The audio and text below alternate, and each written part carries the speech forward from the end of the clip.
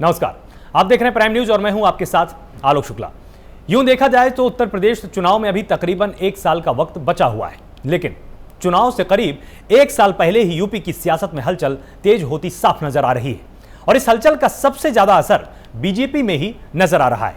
इस बात का अंदाजा इसी से लगाइए कि संगठन के महामंत्री बीएल संतोष 20 दिनों के अंदर अंदर उत्तर प्रदेश में अपना दूसरा दौरा कर रहे हैं और इन 20 दिनों के बीच प्रदेश में जबरदस्त सियासी हलचल देखी गई है।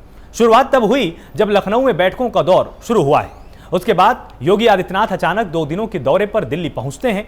इस बीच पीएम मोदी के करीबी माने जाने वाले पूर्व आईएएस ए.के. शर्मा को संगठन में जिम्मेदारी दी गई है।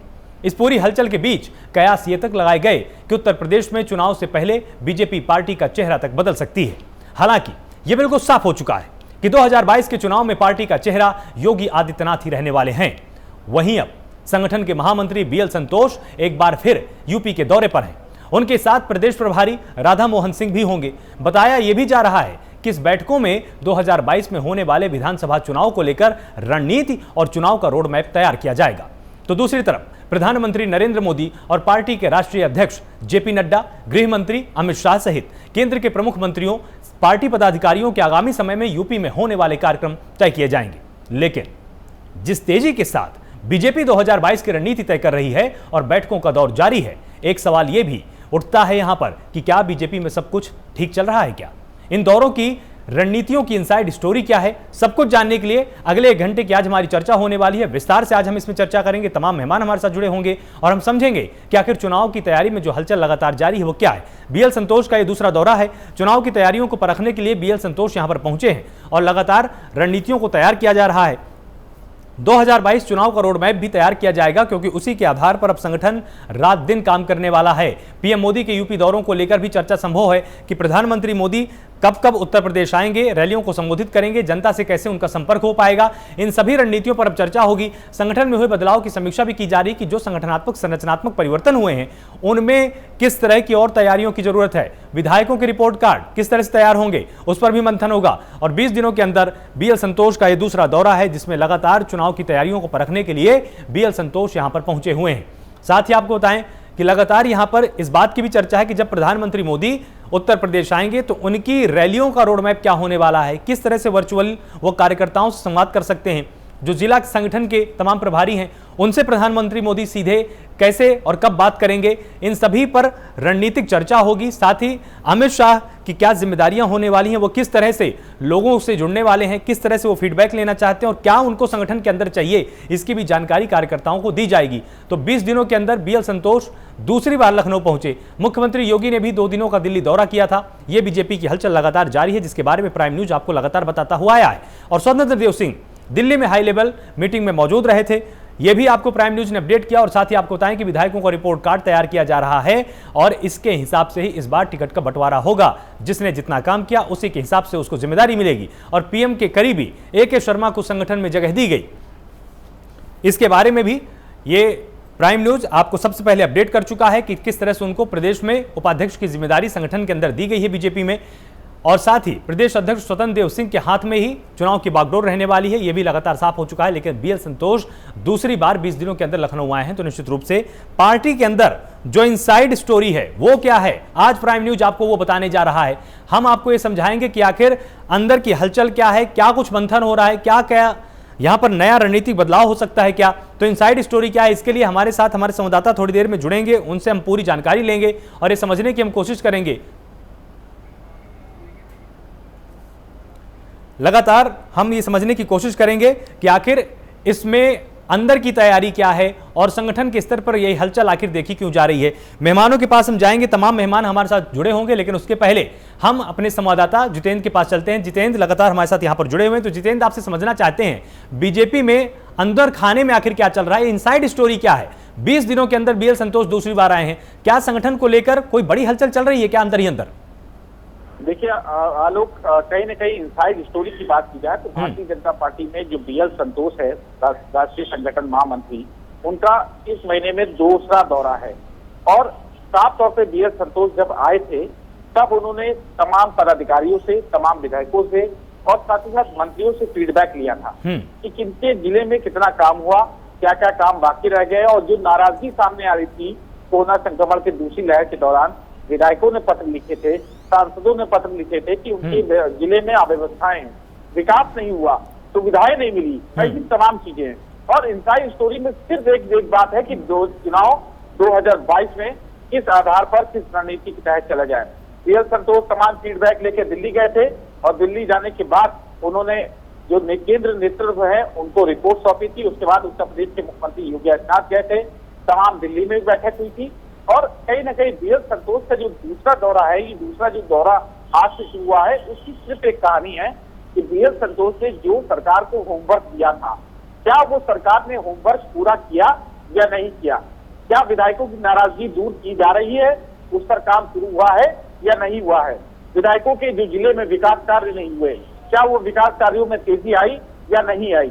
ऐसी ये चीजें कहीं ना कहीं इनसाइड स्टोरी की एक वहां, क्योंकि ये माना जा रहा है कि बीजेपी के चाणक्य कहे जाने वाले अमित शाह और एक केंद्र नेतृत्व में लखनऊ आने वाले हैं और कहीं ना कहीं शीर्ष नेतृत्व के आने से पहले सभी चीजों को ठीक से व्यवस्थित कर लिया जाए, सब कुछ ठीक कर लिया जाए। और कहीं ना कहीं 2022 की चुनाव की रणनीति है आलोक, वो कहीं ना कहीं केंद्र नेतृत्व आने से पहले वो सब कुछ सही हो जाए। तमाम जो जिम्मेदारी, अभी हाल में ही देखा था, कल मीडिया पैनल की लिस्ट जारी हुई थी, जो पद खाली दिए थे बीएल संतोष जब आए थे तो उन्होंने कहा था कि तमाम पद जो खाली है उसकी रिपोर्ट लेके गए थे।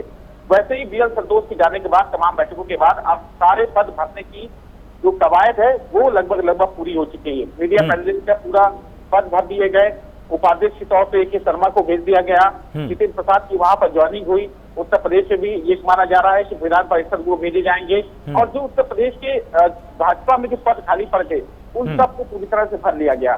देश के प्रधानमंत्री अमित शाह, गृह मंत्री लखनऊ में आने की माना जा रहा है कि जुलाई में वो आएंगे।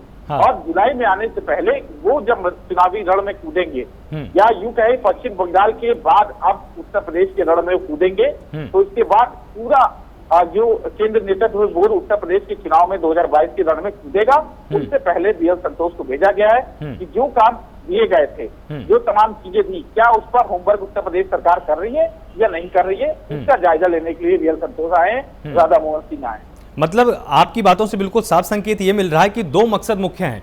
पहला मकसद ये कि सरकार के कामकाज की स्थिति क्या है, जो घोषणा पत्र था बीजेपी का, क्या उस पर ठीक से अमल हुआ है, क्या उसमें कुछ ऐसी योजनाएं हैं जो कि अधूरी रह गई हैं, क्या एक इसकी विवेचना की जाएगी। और साथ ही संगठन के स्तर पर पदाधिकारियों को जिम्मेदारी क्या दी जाए, उसमें नए चेहरों को कितना शामिल किया जा सकता है, उनको कितनी जगह दी जा सकती है। मतलब इन दोनों चीजों पर मंथन लगातार चल रहा है। बिल्कुल आलोक, यही कहा जा सकता है कि केंद्र नेतृत्व कूदने से पहले जो अमित शाह है गृह मंत्री और प्रधानमंत्री के लखनऊ दौरे से पहले माना जा रहा है कि जुलाई में वो आएंगे, उससे पहले सब कुछ व्यवस्थित कर लिए जाए। जो सबकी नाराजगी थी उन नाराजगियों को पूरा कर लिया जाए। और कहीं ना कहीं जो चुनाव होने हैं 2022 में, कि जनता के बीच में क्या मुंह दिखा के लेके जाएंगे, जनता के बीच में हम क्या ले जाएंगे। क्योंकि विधायक नाराज थे, सांसद नाराज थे, उनका साफ तौर पर कहना कि हमारे क्षेत्रों में विकास नहीं हुआ। तमाम लेटर लिखे गए मुख्यमंत्री को, तमाम लेटर संगठन को लिखे गए कि और लगातार विधायक नाराज भी रहा। और ये कहा जा रहा था कि विधायक की नाराजगी कहीं ना कहीं 2022 में बीजेपी को बड़ा कहीं ना कहीं नुकसान हो सकता है। तो उन विधायकों को बनाने की कवायद भी शुरू हो गई है और कहीं ना कहीं उनके जिलों में विकास कार्यों को, जो बीएल संतोष ने रिपोर्ट सौंपने के बाद दिल्ली में कहा गया था कि विधायकों की नाराजगी दूर करिए, उनके क्षेत्रों में विकास तेजी में करिए। क्या वो होमवर्क जो दिया गया वो होमवर्क पूरा हुआ है कि नहीं, उस पर काम चल रहा है या नहीं चल रहा है? क्योंकि 8 महीने के समय जाहिर सी बात, तमाम राजनीतिक पार्टी को समय कम होता है, उसको लेकर ये पूरी चर्चा बीएल संतोष और जो राधा मोहन सिंह है वो सब ये जानने आए हैं कि आखिरकार जो हम होमवर्क पिछली बार देके गए थे वो होमवर्क उत्तर प्रदेश सरकार पूरी कर रही है या नहीं कर रही है। बहुत बहुत शुक्रिया हमारे साथ जुड़ने के लिए जितेंद्र। आपने ये इनसाइड स्टोरी बताई हमारे दर्शकों को। दर्शक भी लगातार ही समझना चाहते हैं कि आखिर बीजेपी के अंदर चल क्या रहा है, क्योंकि उसी तैयारी के हिसाब से बीजेपी अब जनता के बीच में जाने वाली है। और बीजेपी की सबसे बड़ी कोशिश यही है कि योगी सरकार को जो विपक्ष घेरने की लगातार कोशिश कर रहा है, उसमें यह समझाया जा सके जनता को कि नहीं, सरकार ने जिस तरह का घोषणा पत्र आपके सामने दोहराया था 2017 में, उसी के हिसाब से काम हुआ है और सरकार ने तमाम उपलब्धियां हासिल की हैं। पल पल की जो कामयाबी रही है सरकार की, उसको जनता तक ले जाने की पूरी तैयारी रहेगी। और इसीलिए शायद बीएल संतोष 20 दिनों में यहां पर दूसरी बार पहुंचे हैं। तमाम मेहमान हमारे साथ यहां पर होंगे थोड़ी देर में, उनसे हम ये समझने की कोशिश करेंगे कि आखिर बीजेपी के अंदर खाने में जिस तरह की ये हलचल चल रही है उससे उनको क्या फायदा होने वाला है। और अगर ये हलचल किसी तैयारी में तब्दील हो गई, एक बड़ी रणनीति में तब्दील हो गई, तो विपक्षियों को क्या इसमें नुकसान हो सकता है, उनको अपनी रणनीति किस तरह से बदलनी पड़ेगी, क्योंकि समाजवादी पार्टी भी लगातार अपनी तैयारी कर रही है। हमारे साथ तमाम मेहमान होंगे, तो आपको एक बार बता देते हैं कि हमारे साथ कौन कौन जुड़ रहे हैं। विजय खेरा हमारे साथ जुड़ेंगे, प्रवक्ता बीजेपी हैं, साथ ही चंद्रमोहन शर्मा हमारे साथ होंगे, प्रवक्ता कांग्रेस हैं, और हमारे साथ मनोज पांडे, प्रवक्ता समाजवादी पार्टी, हमारे साथ जुड़े हुए हैं। आपका बहुत बहुत स्वागत है प्राइम न्यूज पर। साथ ही हमारे साथ AK मिश्रा होंगे, राजनीतिक विश्लेषक के तौर पर, आप दोनों का बहुत बहुत स्वागत है। तो मनोज जी, सबसे पहले आपके ही पास आते हैं आज, और ये समझने की हम कोशिश करते हैं कि जिस तरह से समाजवादी पार्टी ने अपनी रणनीति 1 साल से ही तय कर रखी है, लगातार अखिलेश यादव अपने कार्यकर्ताओं के पास जा रहे हैं, जिले स्तर की समीक्षा खुद वो करते हैं, और ये बहुत बड़ी बात है समाजवादी पार्टी के अंदर, जहां पर पहले कार्यकर्ताओं की दूरी रहती थी अध्यक्ष से, लेकिन अब अध्यक्ष खुद जाते हैं, पहचानते हैं, और चेहरों से पहचानने की कोशिश अखिलेश यादव अपने कार्यकर्ताओं को करने लग गए हैं। आपकी रणनीति यहां पर है, साथ ही आप बीजेपी की भी रणनीति आप देख रहे होंगे कि लगातार बैठकों का दौर जारी है, लगातार शीर्ष नेताओं को दिल्ली बुलाया जा रहा है, उनको समझाया जा रहा है। आपकी रणनीति क्या होने वाली है, और क्या आपको लगता है कि 2022 में समाजवादी पार्टी जीत कर ही उत्तर प्रदेश में आने वाली है, सत्ता पक्ष इस बार बनने वाली है? देखिए आलोक जी, आज ये मैं नहीं कह रहा हूँ, उत्तर प्रदेश की परेशान जनता, बेहाल किसान, बेरोजगार नौजवान, शिक्षक हो, कर्मचारी हो, आज वो कह रहे हैं इस बात को कि जो उत्तर प्रदेश में माननीय अखिलेश यादव जी ने अपने कार्यकाल में 2012 से 17 तक उत्तर प्रदेश में बहुआयामी विकास किया था, आज उसको लोग याद कर रहे हैं, और लोग ये कह रहे हैं कि समाजवादी पार्टी ने जो काम किया था वो काम किसी ने नहीं किया। अब देखिए, जहां तक समाजवादी पार्टी की रणनीति का सवाल है, तो उसे तो हम मंच पर शेयर नहीं कर सकते, लेकिन ये ठीक बात है कि समाजवादी पार्टी सदैव एक कार्यकर्ता बेस पार्टी रही, और कार्यकर्ताओं को तरजीह और सम्मान देने वाली पार्टी रही, और सदैव चाहे आदरणीय मुलायम सिंह यादव जी रहे हो, हम लोग तो उनके समय से 93 से काम कर रहे हैं, और चाहे हमारे वर्तमान राष्ट्रीय अध्यक्ष जी हो, सदैव कार्यकर्ताओं के संपर्क में रहना, उनके सुख दुख में रहना, और उनकी बातों को सुनना। और जिस तरीके से हमारे राष्ट्रीय अध्यक्ष जी लगातार केवल अपने कार्यकर्ताओं से नहीं, जनता से भी सीधे संवाद बनाए हुए हैं। अगर आप देखें कि चाहे पिछले वर्ष का कोरोना का काल रहा हो, चाहे अभी रहा हो, जिस तरीके से कोरोना काल में लगातार मदद किया उन्होंने, चाहे अप्रवासी मजदूर रहे हों, चाहे मृतक रहे हों, चाहे मृतक शिक्षक रहे हों, चाहे सैनिक रहे हों, हर तरीके से समाजवादी पार्टी उन्हें मदद कर रही है, और समाजवादी पार्टी अपने कार्यकर्ताओं के बल पर पूरी मजबूती से आज उत्तर प्रदेश में आने वाले 2022 के चुनाव के लिए लड़ाई लड़ रही है। हम लोग भी विधायक हैं, और हम लोग भी क्षेत्र में भी और प्रदेश में भी लगातार जनता के बीच में रह रहे हैं, और जनता का काम कर रहे हैं, और कोई इसमें संदेह नहीं रह गया कि समाजवादी पार्टी 2022 में भारी बहुमत से सरकार बनाएगी। हमारे साथ विजय खेरा साहब भी जुड़े हुए हैं। विजय जी, बहुत बहुत स्वागत है आपका प्राइम न्यूज पर। लगातार जिस तरह से पार्टी के अंदर हलचल चल रही है, अब इसका अंदाजा क्या लगाया जाए? एक तरफ आप कहते हैं कि नहीं, सब कुछ ठीक है, कोई संगठनात्मक स्तर पर बड़े परिवर्तन होने की संभावना नहीं है, मुख्यमंत्री योगी आदित्यनाथ चेहरा होने वाले हैं, स्वतंत्र देव सिंह के कंधों पर जिम्मेदारी रहेगी, लेकिन बार बार BL संतोष आते हैं, पूरी तरह से राजधानी का तापमान बढ़ जाता है। इसके क्या मायने निकाले जाएं कि सच में अभी और परिवर्तन होना कुछ बाकी है क्या? क्या संगठन मंत्री को नहीं जाना चाहिए क्या? क्या हमारे राष्ट्रीय संगठन मंत्री हैं, उस प्रदेश में जो हिंदुस्तान का सबसे बड़े प्रदेश में चुनाव है कुछ महीनों के बाद, तो क्या उसमें जाएंगे नहीं? वो जरूर जाएंगे। दूसरी बात, अभी तुरंत अगले हफ्ते के बाद MLC के चुनाव भी होंगे, तो ये तो बड़ी भारी जिम्मेदारियां है ना इस समय। तो भारतीय जनता पार्टी का एक तरीका अलग है संगठन के मामले में, बात थ्रू आउट द ईयर हमेशा ही संगठन को दुरुस्त करते रहते हैं, और जब चुनाव आते हैं तो हम पहले से तैयारियां बूथ लेवल से लेके ग्राम तक हर जगह अपनी तैयारियां करते हैं, और जरूरत के अनुसार उसी हिसाब से लोगों को वहां पर जिम्मेदारियां दी जाती हैं। तो वो अब उसकी कार्रवाई शुरू हो गई। कोविड के कारण संगठन की तरफ बिल्कुल ध्यान नहीं दिया जा सका, सारा का सारा संगठन लगा हुआ था सेवा में, लोगों की मरीजों में, यानी कार्यक्रम में लगे हुए थे सब।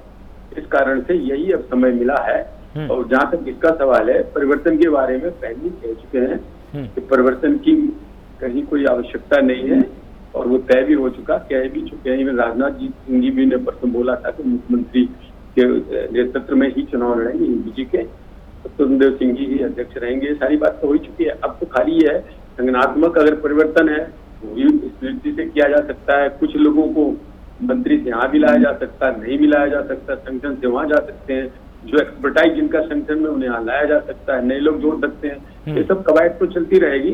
दूसरी बात क्या, हमारी पार्टी में और दूसरे में एक और बेसिक फर्क है। डीएसपी है, डीएसपी को तो कुछ करना धरना है नहीं, उन्होंने उठा के सीधे टिकट है, जो ज्यादा देगा उसको टिकट दे देना, तो उन्हें कुछ करने की जरूरत नहीं।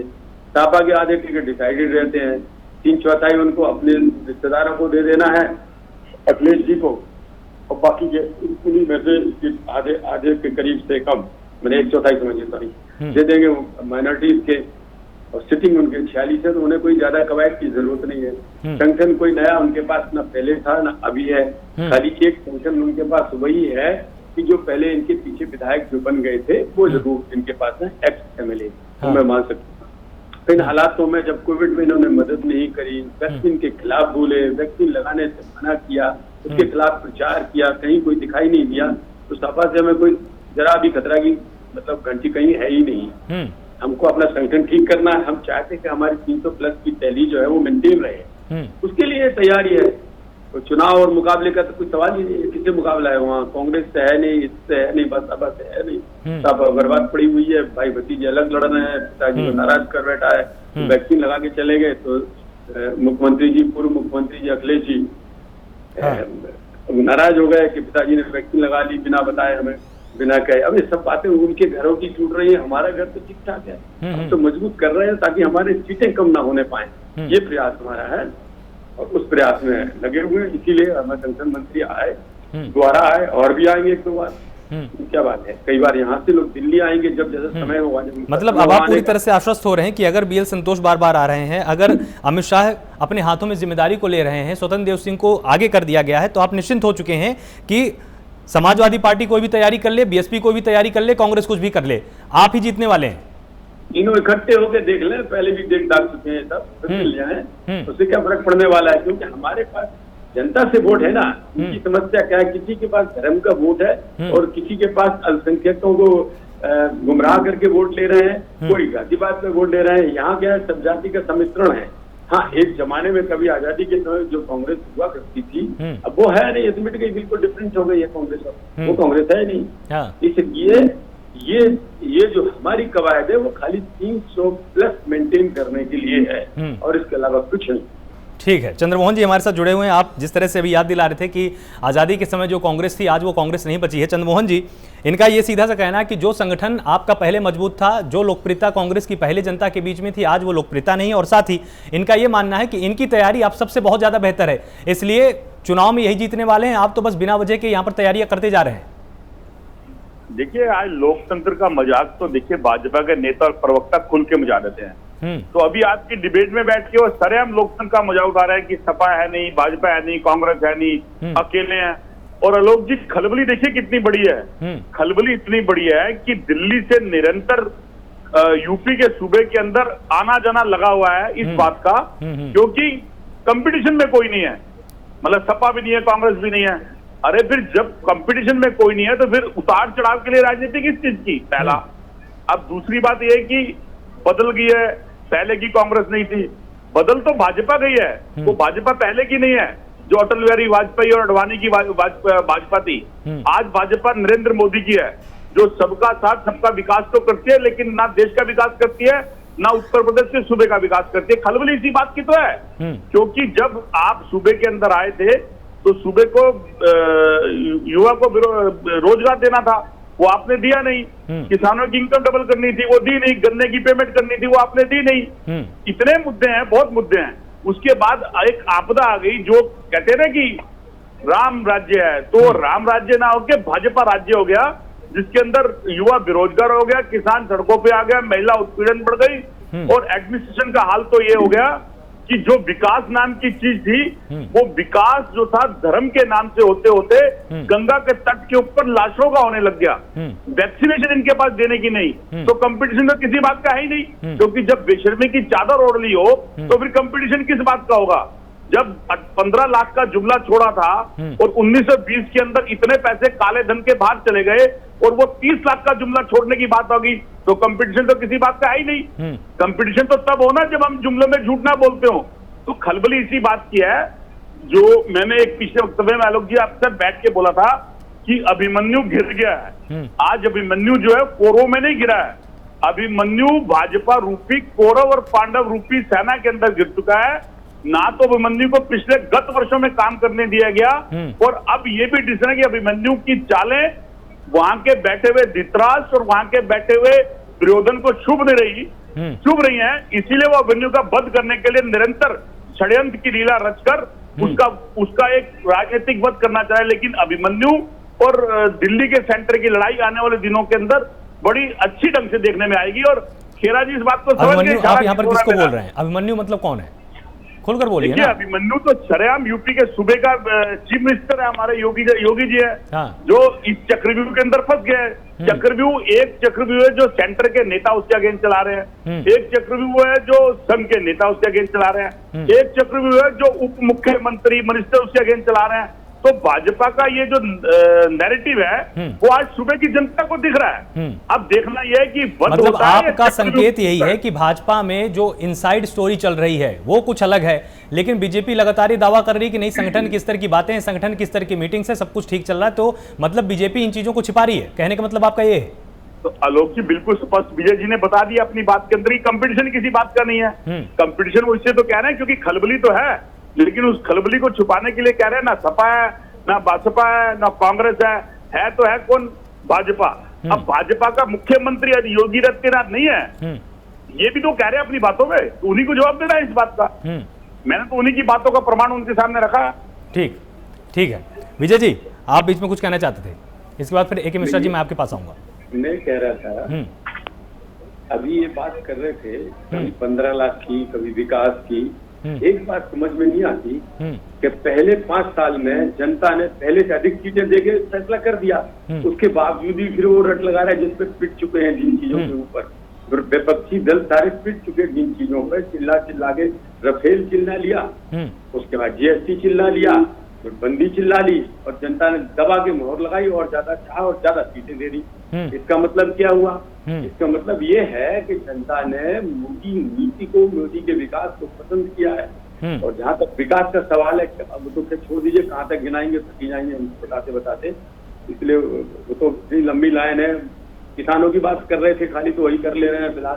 किसानों के लिए सबसे ज्यादा बिक्री इतिहास में अब हुई है एमएसपी पर, और सबसे ज्यादा किस केंद्रों पर हुई है, सबसे अधिक मूल्य पहली बार दिया गया है किसानों के लिए। इसके अलावा बिजली बराबर यूपी में मिल रही है, जल सुविधाएं बराबर मिल रही हैं जो कभी नहीं मिली, किसानों को पेंशन भी मिल रही है।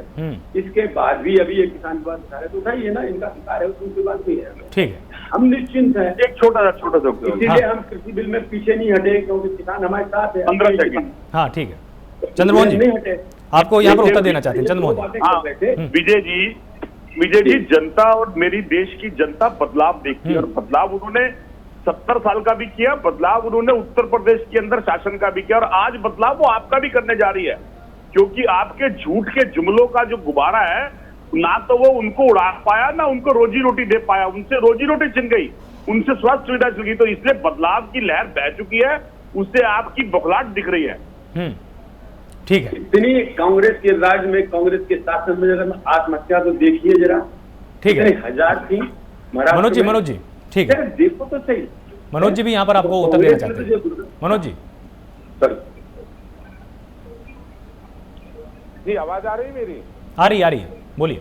जी देखिए, मैं ये कहना चाहता हूँ, हमारे बीजेपी के प्रवक्ता कह रहे थे, मैं 10 सेकंड में केवल उनसे ये जानना चाहता हूँ कि एक तो उन्होंने कहा, बड़े अहम घमंड में उन्होंने कहा कि ये उत्तर प्रदेश में केवल भाजपा है, बाकी कोई दल नहीं है। उनको याद दिलाना चाहता हूँ 2012 में भी मैं सदन का सदस्य था और सरकार में कैबिनेट मंत्री था। ये शायद भूल जाते हैं कि उस समय इनकी सीटें यहाँ पे 47 थी। शायद ये भूल है कि जिला पंचायत में आज पूरा सुपड़ा इनका उत्तर प्रदेश में साफ हो गया।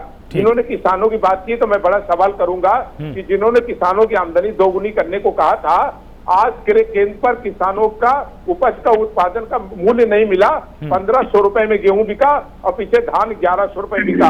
कोरोना में ऑक्सीजन के लिए, गैस सिलेंडर के लिए और हॉस्पिटल में बेड के लिए लाखों लोग मर गए। पूरी दुनिया में ये नाकामयाबी इनकी गई है। ये बेरोजगारी की बात करते हैं, हम आज इनसे बताना चाहते हैं कि बेरोजगारी 8.9% उत्तर प्रदेश में 3 साल में बढ़ गई। उत्तर प्रदेश में पंचायत चुनाव में शिक्षकों की मृत्यु हो गई और इन्होंने कहा केवल 3 शिक्षक की मृत्यु हुई। जब पूरे उत्तर प्रदेश का शिक्षक सड़क पर आया तो इन्होंने स्वीकार किया कि नहीं हमारी गलती से बहुत सारे शिक्षकों की मृत्यु हो गई। और आज बड़ा सवाल है कि पलायन किए गए मजदूरों को आज रोजी रोटी नहीं मिल पा रही, वो बाहर जाके घरों में भूखे बैठे हुए हैं। आज उत्तर प्रदेश का गरीब भूखा है, किसान परेशान है, नौजवान को नौकरी नहीं मिल पा रही है, नौजवान डिग्री लेकर के घूम रहा है। ये इनकी कामयाबी है और ये इनका असली चित्र है जो 2022 में इनको इसका उत्तर दिखाई पड़ेगा। के मिश्रा है, राजनीतिक विश्लेषक के तौर पर हमारे साथ जुड़े हुए हैं। अब ए के मिश्रा जी, आपके पास आते हैं कि लगातार तीनों पार्टियों का पक्ष आपने सुन लिया। अच्छी तरह से ये समझा जा सकता है कि हर किसी की तैयारी कितनी है और बीजेपी में जो मंथन चल रहा है, जो हलचल चल रही है, उसके अंदर की इनसाइड स्टोरी क्या है, वो अब हम आपसे समझना चाहेंगे। बीएल संतोष 20 दिनों में दूसरी बार आ चुके हैं। राधा मोहन सिंह ने भी अपनी रिपोर्ट सबमिट कर दी है। ये साफ हो चुका है स्वतंत्र देव सिंह के कंधों पर ही जिम्मेदारी रहेगी। मुख्यमंत्री योगी आदित्यनाथ चेहरा होंगे या नहीं होंगे, अभी तक इसे साफ नहीं की गई है। हालांकि कुछ का कहना है कि चेहरा वही होने वाले, लेकिन स्पष्ट रूप से अभी तक ये बात सामने नहीं आई है। आपको क्या लगता है बीजेपी में इनसाइड में क्या कुछ चल रहा है? देखिए आलोक जी, कोई इनसाइड नहीं चल रहा है। जो कुछ है वो सब आउटसाइड है, वो सब लोगों को दिख रहा है। तभी तो हम बोल रहे हैं कि भाई बीएल संतोष जी वहां से वहां गए, वो वहां गए, तो सब कुछ आउटसाइड है, इनसाइड कुछ नहीं है। फर्क केवल ये है कि ये सब चीजें क्यों हो रही हैं, इसके लिए दो फैक्टर है। पहली चीज, यूपी का चुनाव कोई छोटा मोटा किसी छोटे मोटे राज्य का चुनाव नहीं होता है जिसको कि कोई इग्नोर कर दे। चाहे वो दूसरे राज्य की सरकार हो, केंद्र सरकार हो, यूपी के पक्ष विपक्ष सरकारें हो, या मीडिया हो, या जनमानस हो, कोई इसको इग्नोर नहीं कर सकता, क्योंकि संसद का जो रास्ता है वो उत्तर प्रदेश के गलियारे से होकर गुजरता है। सारी पार्टियां अपना जोर लगा रही हैं। मैं तो ये भी बोलता हूँ कि यूपी का चुनाव या हर चुनाव आप ये देखिए, केवल पक्ष के लिए ही नहीं, विपक्ष के लिए भी एक सुनहरा मौका होता है कि ताकि जो जिन गलतियों के कारण वो सत्ता से बाहर हो गए थे उनको सुधारे। और विपक्ष भी बहुत आशान्वित रहता है और है। पिछली बार की तरह अब की बार भी विपक्ष बहुत आशान्वित है, लेकिन विपक्ष के तरफ से अभी उतनी एक्टिविटी या उतनी हलचल नहीं दिख रही है। मुद्दा तो ये होना चाहिए। अब उसके पीछे कारण है, देखिए वाइटलिटी होना एक दूसरा मुद्दा है। कौन से पार्टी कितनी गंभीरता से लेती है, पहला कारण ये होता है। दूसरी चीज ये होती है कि कौन सी पार्टी कितना स्टेक लेना चाहती है। जो जितना स्टेक लेना चाहती है चुनावों में, जितनी सीट लेना चाहती है, जितनी गंभीरता से लेना चाहती है, उसी तरीके से वो अपनी जो है क्षेत्र के हिसाब से और बहुत सारे फैक्टर को देखते हुए अपनी रणनीति अपनाती है। तो हो सकता है बीजेपी को ये लगता है कि जो उनके टारगेट है उस टारगेट के लिए उनको इतने एक्स्ट्रा आदमियों की जरूरत है, इसकी जरूरत है, इस टैलेंट की जरूरत है, उस टैलेंट की जरूरत है। अब चूंकि उनके पास है, ये बाय डिफॉल्ट ये उनका गुडलक है या जो भी बोलिए। भाई समाजवादी पार्टी, बीएसपी, इन सब का तो हेड ऑफिस आपका यूपी में ही मिलेगा, लखनऊ में ही मिलेगा। तो अगर उनके यहाँ कोई गया भी, कब गए कब नहीं गए, अगर वो मीडिया को भी अट्रैक्ट नहीं कर पा रहे हैं अपनी एक्टिविटी के हिसाब से कि वो खबरें नहीं बन रही है, तो या तो ये हो सकता है कि भाई अभी उन लोगों ने शुरू न किया हो या उतने एक्टिव न हुए हो, अंदर अंदर कुछ चल रहा हो। उनके यहाँ एक नेता है तो नेताजी जो है वो प्लान बना रहे हो। जब उनके यहाँ एक्टिविटी शुरू होगी तो वो एक्टिविटी भी मीडिया में आएगी कि फलाने ने फलाने से मीटिंग की, ये किया, रैली किया, ऐसे किया, तैयारी। अभी तो बहुत सारे पार्टियों ने तैयार रहने की भी घोषणा नहीं की है। जो पार्टियों के हेड हैं, अखिलेश यादव जी हो गए, मायावती जी हो गई, शायद उन्होंने ये घोषणा भी नहीं की है, ललकारा भी नहीं है अभी कि भाई सारे कार्यकर्ता एकदम अब तैयार हो जाए, कमर कस के तैयार हो जाए। सारा माजरा ये है कि कौन कितनी गंभीरता से इस इवेंट को ले रहा है, इलेक्शन जैसी घटना को ले रहा है। जिसके पास चुनौतियां ज्यादा है, जिसको ज्यादा स्टेक चाहिए, वो मेहनत भी ज्यादा करता है। सिंपल सा है कि एग्जाम में जिस लड़के को ज्यादा नंबर चाहिए होते हैं वो हमेशा एक्टिव रहता है, वो ज्यादा पढ़ता है।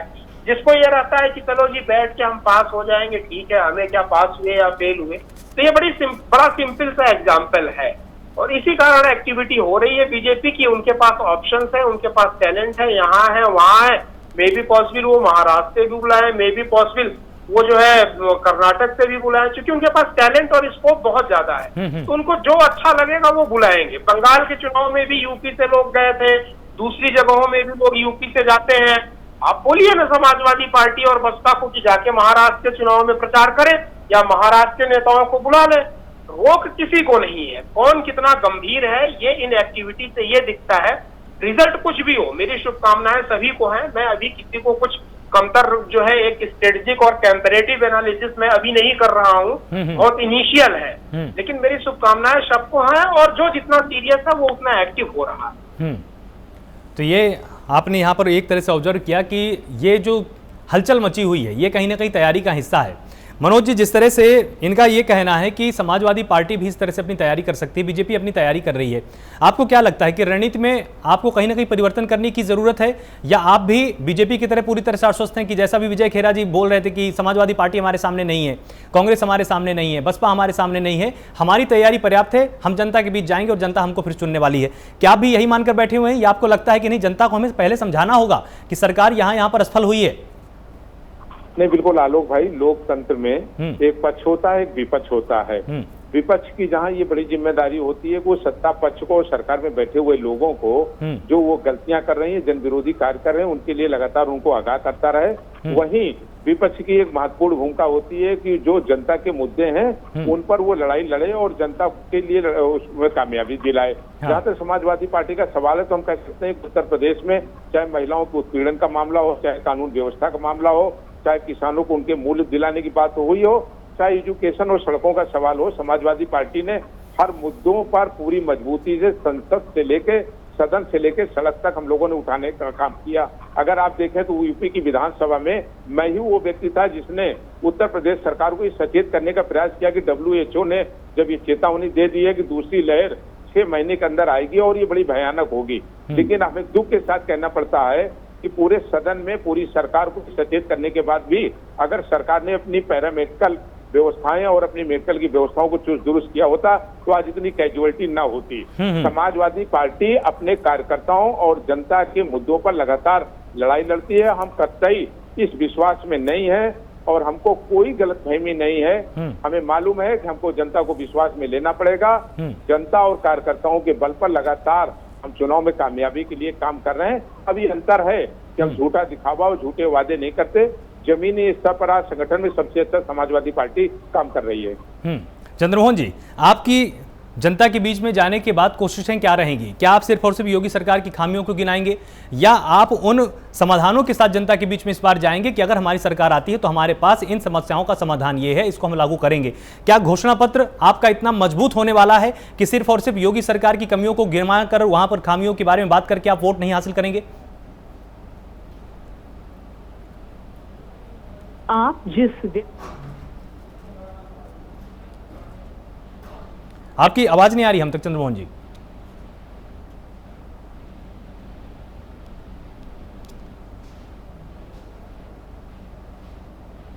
जी ठीक है, थोड़ी देर बाद मैं आपके पास आता हूं, शायद आपका फोन यहां पर डिस्कनेक्ट हो चुका है। विजय जी, आपके पास आते हैं। देखिए, लगातार यहां पर विपक्षी दलों का यही कहना है कि अगर सब कुछ ठीक होता तो बीजेपी में इस तरह से हलचल ना होती। चलिए, अब ये संगठन किस तरह की बात है, लेकिन जैसा कि यहां पर AK मिश्रा जी ने बोला, एक बड़ा संकेत यहां पर आप बार बार देना चाहते हैं। आप ये बार बार ये कहना चाह रहे थे थोड़ी देर पहले कि हमारी पार्टी के अंदर लोकतंत्र है, जिसके चलते ये बैठकें हो रही हैं।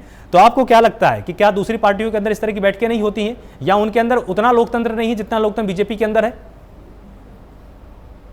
देखिए, हम खाली अभी सापा का ही बता देते हैं आपको एक लाइन में, फिर उनकी भी बहुत सारी बातों का मुझे जवाब देना है एक लाइन में। देखिए, सापा के बारे में अब जैसे कल ही लीजिए, 3 इनके रिटायर हो रहे हैं अभी MLC, उनमें से 2 उन्हीं के अपने रिश्तेदार हैं। इसके बाद जब अगली बार चुनाव होगा 16 निकायों का, उसमें देखे ना 8 उनके रिश्तेदार हैं फिर जुलाई 2022 में। सापा की बात बता रहा हूँ। तो इनका तो क्या कुनबा है, रिश्ता है, दूर दूर के रिश्तेदार हैं। एक तो ये मुख्यमंत्री, पूर्व मुख्यमंत्री जी के, मेरा मतलब, और दूसरी बात क्या, आज उनका कंपनी है, उनके आधे अपराधी पकड़े गए हैं, मुख्य अपराध में जेल है। तो क्या चेहरा लेके जाने वाले हैं, समझिए पहले। दूसरी बात, अभी सपा वालों ने 2-3 बातें और एक एक करके बताई थी। पंचायत की बात कह रहे थे, सुपड़ा साफ, यानी 200 से हम 600 से पहुंच गए, 3 सीटें हमने जीती, ये कह रहे सुपड़ा साफ हो गया। इनकी हालत देख लीजिएगा, ये 700 के आसपास आए हैं, लेकिन 1300 के करीब इंडिपेंडेंट है। अब 1300 इंडिपेंडेंट है, उनमें से आधे हमने लड़ाए हुए हैं, कुछ उन्होंने भी लड़ाए होंगे। तो इसमें सुपड़ा का क्या सवाल है? यानी बोल कुछ भी रहे, जो मर्जी बोले, टीवी में अलग बात है, आपके सामने है। अभी किसानों की बात कर रहे थे, किसानों की स्थिति है, 1.25 लाख करोड़ रुपया हमने सम्मान निधि में पिछली बार दिया था, 60,000 करोड़ भी हम दे चुके हैं। गरीबों के लिए मुफ्त राशन 80,000 करोड़ लोगों को मई में दिया है, 80,000 करोड़ को हम जून में देने वाले हैं। बात क्या कर रहे हैं, फिर अभी कर रहे थे कोरोना की बात बार बार। उत्तर प्रदेश को पूरी दुनिया से एप्रिसिएशन मिला है पूरी दुनिया से। WHO ने उनको दिया है और कई दोस्तों ने बताया कि पूरी दुनिया में सबसे अच्छा उत्तर प्रदेश का रिकॉर्ड रहा। इतनी बड़ी पॉपुलेशन, इतना अच्छा कंट्रोल, और दुखद तो है लेकिन फिर महाराष्ट्र से अगर मुकाबला करेंगे, आप आंध्र से मुकाबला करेंगे तो पॉपुलेशन के हिसाब से राजस्थान वगैरह से भी करेंगे तो उत्तर प्रदेश में हमने काफी जानें बचाई है, काफी कम लोग हमारे यहाँ मर पाए उस हिसाब से। तो ये इसको भूल जाते हैं, यानी अपना जो भी ये बोले चले जा रहे हैं। हमें हमारे लिए कि हम पंजाब में जुबड़ा साहब हो गया तो झूठ बोलना, किसान हमारे साथ है तो उनको झूठ, 10% पिछले वर्ष से अधिक हम ऑलरेडी धान खरीद चुके हैं MSP पर, हम गेहूं खरीद चुके हैं ऑलरेडी। इसके बाद भी इनको पता नहीं है किस दुनिया में जी रहे हैं। आप आइए हकीकत पर, अपने संभालिए यूनिट वगैरह। हमारा जहाँ तक सवाल है, जो आप समझ रहे हैं हलचल हो रही है, ये प्राकृतिक है। हम चुनाव के साल में हम इसी तरह ही लड़ते हैं चुनाव, हमेशा। हार जीत तो ईश्वर के हाथ में है और जनता के हाथ में है, लेकिन हम चुनाव हमेशा भारतीय जनता पार्टी ऐसे ही लड़ती है। रहा कांग्रेस की दिक्कत तीसरी है, इनके पास काडर नहीं बचा। इन्होंने अपना सेवादल खत्म कर लिया, एनटेक खत्म कर लिया, महिला कांग्रेस खत्म कर दी, युवक कांग्रेस का आता पता नहीं है। TNSI में कोई जीतता नहीं है, एक भी कॉलेज में यूनिवर्सिटी छोड़ दी। तो इनके पास कैडर नहीं, लड़ने वाले नहीं है, तो क्या सारे नेता जाके इनके चुनाव लड़ेंगे जाके गाँव में? तो कांग्रेस को तो पुनर्जीवित करने के लिए अभी 5 साल और लगेंगे। तो ये तो ठीक है, बड़ी पार्टी है, अभी अपोजिशन में बैठते रहे टीवी पे, अलग बात है, लेकिन अभी नहीं इन्हें कुछ मिला। सपा से मिलके कुछ नहीं मिला, अभी भी कुछ नहीं मिलना है। और सपा से मैं समझता हूँ सपा शायद बसपा से नीचे ही रहने वाली है। पहले मायावती बाद में टिकट दें, लेकिन मायावती जिस हिसाब से चुनाव करके हर बार अपने चुनाव में रिबाउंस बैक करती है, कैरम में रिबाउंड जैसे आता है, जाएंगी फिर वो खड़ी हो जाती है, जाएंगी वो फिर खड़ी हो जाती है। इतनी सीटें वो ले जाती है, 70-80 सीटें, 90 सीटें, 99 सीटें पहले ले जाती नहीं। तो मैं समझता हूँ सपा को काफी डैमेज कर देंगी BSP पार्टी तब तक आते तक मायावती जी। तो उनको आपस में अपने वोट के लिए लड़ते रहेंगे। जो इनका वोट बैंक है, जिसे संभालते हैं, पालते हैं, बड़ा करते हैं, गुंडे हो चाहे अपराधी हो चाहे कोई भी हो, तो वो फर्क हमसे तो मुकाबला होने का कोई मतलब नहीं है। हम उसी के लिए कर रहे हैं बराबर प्रयास कि हम अपना 300 पार। ठीक है, तो मतलब आप ये मान के चल रहे हैं कि आपका विपक्षी पार्टियों से कोई मुकाबला है ही नहीं। तो यहाँ पर एक सवाल फिर ये भी खड़ा होता है ना विजय जी, कि अगर विपक्षी पार्टियों से आपका मुकाबला ही नहीं तो फिर तैयारी फिर किस लिए इतनी ज्यादा की जा रही है? फिर तो आप वैसे ही फिर आप जीत जाते। तैयारी क्यों नहीं करेंगे? हम तो ये कह रहे हैं कि मुकाबला मतलब ये है कि वो पार्टी कहीं है नहीं, लेकिन वो हम तीनों इकट्ठी होकर भी लड़ लेती है ना, फिर होंगे। अभी देखना आप बराबर, कभी छोटी ढूंढ रहे, कभी बड़ी ढूंढ रहे, लेकिन हम आपसे ये कह रहे हैं कि हमें तो 300 पार चाहिए, इसलिए मेहनत करना है। हो सकता है 350 हो, तो हम तो मेहनत करेंगे ना, रात दिन जनता तक भी जाएंगे, बताएंगे, हमारे आदमी भी बताएंगे। ये जो भ्रांतियां फैलाते हैं, जिससे इनसे तो ये डर लगता है ना, जैसे वैक्सीन की भ्रांति फैला दी, इससे लोग नपुंसक हो जाएंगे। अब वैक्सीन लेके डॉक्टर जाता है, गांव में तो लोग भागते हैं। कई लोगों ने इंटरव्यू में लेडीज तक भागे, हम नहीं लगवाएंगे तो क्या है, बच्चे पैदा नहीं होते। इस तरह की भ्रांतियां जब ये फैलाएंगे, इस तरह का षड्यंत्र रचेंगे, तो उसका जवाब तो देना जनता को आवश्यक है ना। उसके लिए हमें कार्यकर्ताओं को समझाना पड़ेगा, समय रहते हुए बताना पड़ेगा इन सब बातों से, ताकि सजग रहे। ये फिर से कोई भ्रांति लास्ट में फैलाते हैं, जैसे कि दुबड़ा का कह दिया पंजाब, कुछ भी बोल सकते हैं। ठीक है, हमारी तैयारी इसीलिए, और चूंकि लोकतंत्र हमारे यहाँ जिंदा है, इस तरह हमारे वो दूसरे साउथ से है संगठन मंत्री, वहां से कहीं और से है, ऑब्जर्वर कहीं और से आएंगे, मिलके सारे मिलकर तय करेंगे कि जो जिनका विधायक का अगर काम कम होगा, जिनका उनसे ज्यादा मेहनती लोग होंगे, हो सकता है कुछ टिकट भी बदले जाए। मैं क्या ठीक है, तो चंद्रमोहन जी, विजय जी का यहाँ पर सीधे तौर पर यही कहना है कि हमारे यहाँ पर जो भी हलचल मची हुई है उसकी इनसाइड स्टोरी यही है कि हम तैयारी कर रहे हैं। हमारी पार्टी के अंदर लोकतंत्र है, इसीलिए लगातार बैठकों का दौर जारी है। BL संतोष अगर आ भी रहे हैं तो वो संगठन को मजबूत करने के लिए आ रहे हैं, ना कि हम किसी चीज़ से घबराए हुए हैं। इनका सीधा सा संकेत यह है कि आपकी पार्टी के अंदर उस तरह से ना तो लोकतंत्र है, वहां पर कुछ लोगों के हाथ में कमान होती है, उसी के हिसाब से फैसले ले लिए जाते हैं। साथ ही इन्होंने ये भी विश्वास जताया है कि जब हम जनता के बीच में जाएंगे, जनता हमको ही चुनने वाली है। दूसरी पार्टियां कितनी भी तैयारी कर लें, जनता इनकी नहीं सुनने वाली, क्योंकि आप लोग षड्यंत्र रचते हैं। आलोक जी, जनता किसको चुनने वाली है इसका प्रमाण तो उन्होंने अभी पंचायत चुनावों में इनको दे दिया। उसकी करारी शिकस्त के बाद भी ये संभले नहीं, और बड़ी परियोजना इन्होंने कर दी। तो उन परियोजनाओं के अंदर इन्होंने टीचर न्याय योजना करी थी, आज उसका हाल क्या है बता दीजिए मुझे।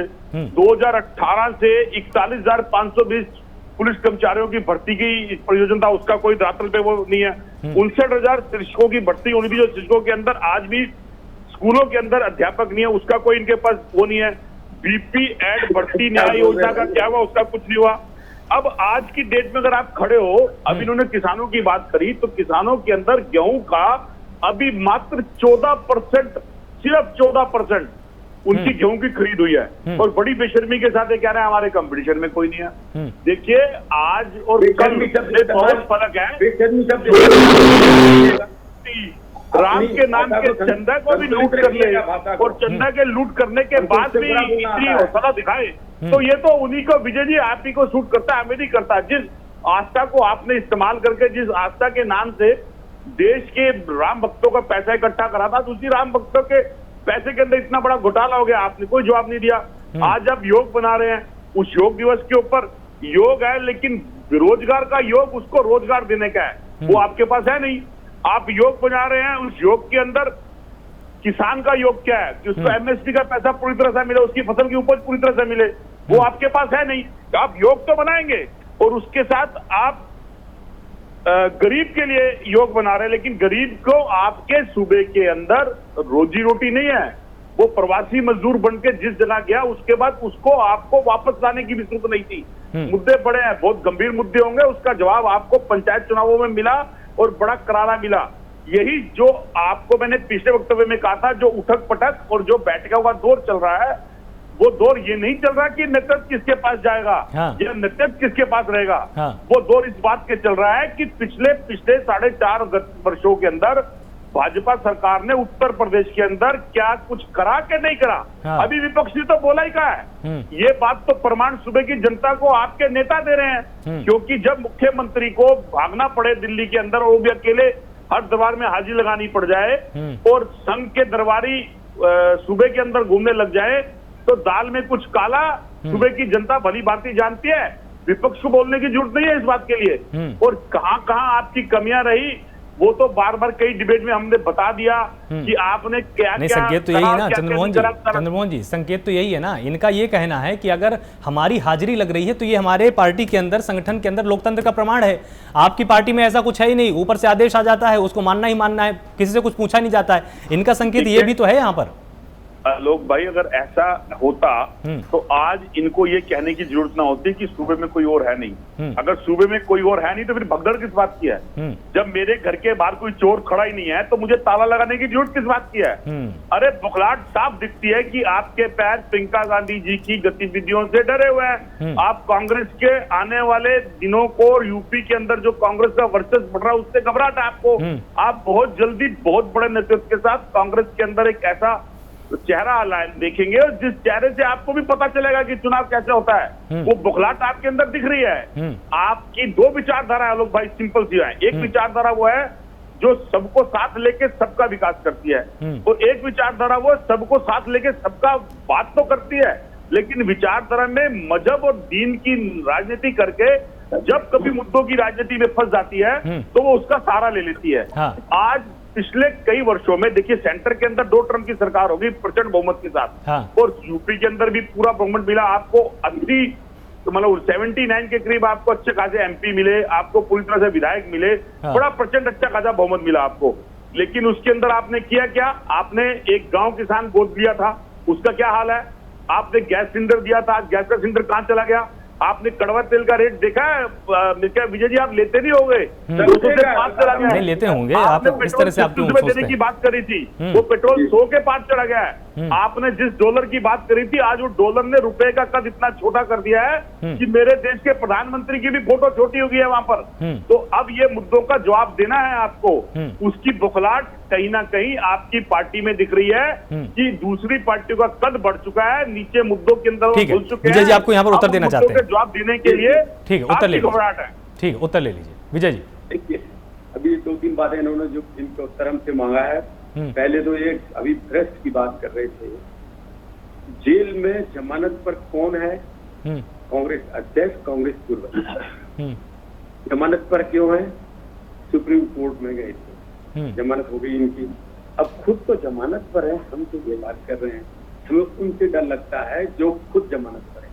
ठीक कह रहे हैं, हम बौखला रहे हैं, हम उनसे डर रहे हैं जो गए थे बंगाल चुनाव में, उन 2 विधानसभा सीटों पे गए थे जिन पर सिटिंग विधायक थे कांग्रेस के, इसलिए गए थे। ये तो चलो जीत ही जाएंगे, उन्हें 2 को भी निपटा के चले आए, हम उनसे डर रहे हैं। हम उनसे डर रहे हैं जो अपनी सीट में उत्तर प्रदेश में हार के चले गए, डर के मारे चले गए केरला में चुनाव लड़ने। हम उनसे डर रहे हैं।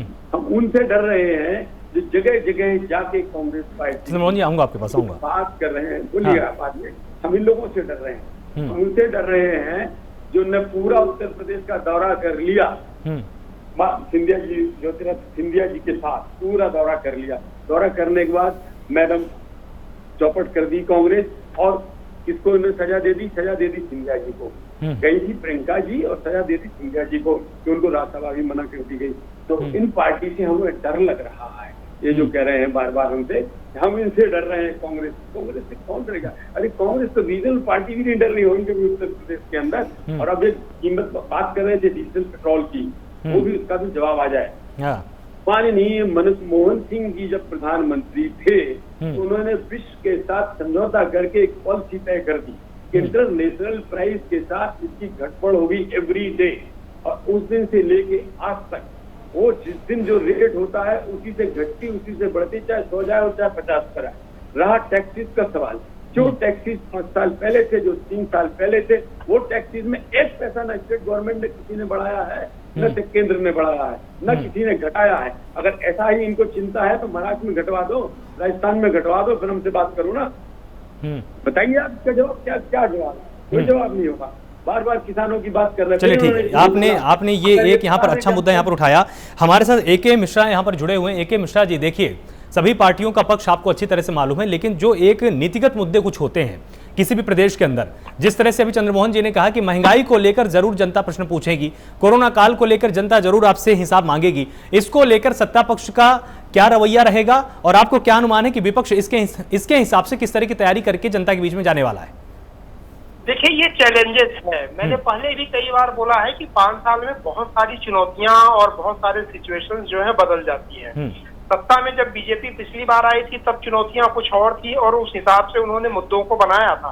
अब की बार ये बहुत सारे सोशल जो है ये चुनौतियां भी होंगी, कोरोना की भी चुनौतियां होंगी। ऑफ कोर्स विपक्ष जो है इस पे सवाल पूछेगा, कोरोना के ऊपर भी पूछेगा, महंगाई के ऊपर भी पूछेगा। उसके पीछे रीजन क्या है क्या नहीं है, वो एक डिफरेंट डिबेट का जो है साइंटिफिक और लॉजिकल डिबेट का वो मुद्दा हो सकता है। बिल्कुल। चुनावों में ये सवाल पूछे जाएंगे बीजेपी से। बीजेपी इसको कैसे मैनेज करेगी, क्या लॉजिकल आंसर होगा, ये चीज देखने वाली बात है। हालांकि अभी वार प्रतिवार थोड़ा सा शुरू हुआ है डिबेट के माध्यम से, एक दूसरे के प्रवक्ता ऐसा बोल रहे हैं। मैं इसीलिए बार बार बोलता हूं कि अब की बार चुनौतियां केवल बीजेपी के लिए ही नहीं बल्कि मौके और चुनौतियां विपक्ष के लिए भी एकदम से अलग है। पिछले जो है चुनाव जितने भी होते थे एकदम इनोवेटिव है यहाँ पे चीजें, और यहीं पे इनोवेशन देखा जाएगा, स्ट्रेटेजिक इनोवेशन देखा जाएगा कि क्या सत्ता पक्ष इन चुनौतियों का चुनावी मुद्दा बना के सामना कर सकती है और क्या विपक्ष इन चुनौतियों को मुद्दा बना करके सत्ता हासिल कर सकती है कि नहीं कर सकती है। जो पॉलिटिकल स्ट्रेटेजिक इनोवेशन होता है, मैं उसी चीज का वेट कर रहा हूँ कि देखते हैं पक्ष और विपक्ष दोनों तो कितना सक्सेस होते हैं इस स्ट्रेटेजिक इनोवेशन में, कितना सक्सेस होते हैं, ये देखने वाली बात होगी। ये मीडिया के लिए भी ऑब्जर्व करने वाली बात। बिल्कुल। तो यहाँ पर मिश्रा जी एक प्रश्न ये भी उठता है कि जिस तरह से बीजेपी के अंदर संगठन के स्तर पर इस तरह बैठकों का दौर जारी है, तो क्या इन मुद्दों पर भी विमर्श किया जाएगा बीएल संतोष द्वारा? क्या इसको लेकर भी यहाँ पर तैयारी की जाएगी? आपको ऐसा लगता है कि बीजेपी के जो आला कमान है वो इस चीज को जानते हैं कि निश्चित रूप से उत्तर प्रदेश का अगर चुनाव है तो बहुत बड़ा चुनाव है, 403 सीटें हैं और इसमें महंगाई कोरोना को लेकर हमको जवाब पहले से ही तैयार करने ही होंगे?